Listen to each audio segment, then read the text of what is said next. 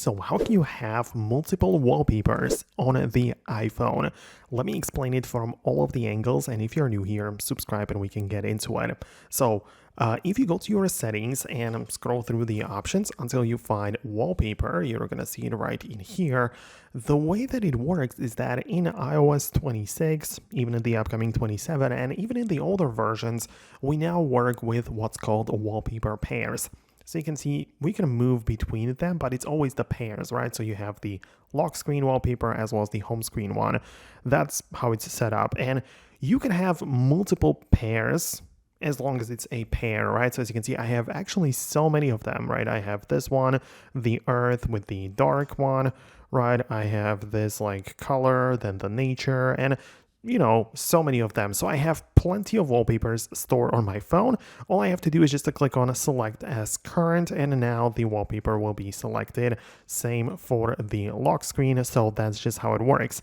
Another way you can switch between them is when you are in this mode, in the lock screen or notification center, and you hold it down on it like this, you can as well switch in between them like that and just tap on the one you want to keep.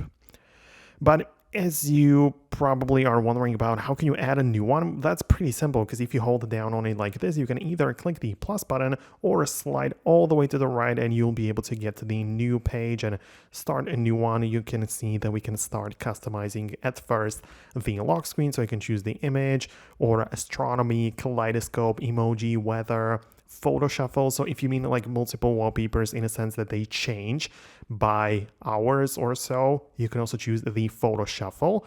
And then that's like, you can see that you can pick an album from your gallery, for example, your favorites, and then decided that every hour a new photo from that album is going to be your wallpaper. So that's like also having multiple wallpapers set, which also change dynamically. So as you can see, plenty of ways you can customize it, but at the end of the day, you have the pairs, which you can switch between, and this applies to both the home screen as well as the lock screen there. So I hope that I was able to explain it. Let me know if you have some additional questions about this, leave them below. I'm going to wrap it up right now, and I'll see you in the future uploads as well.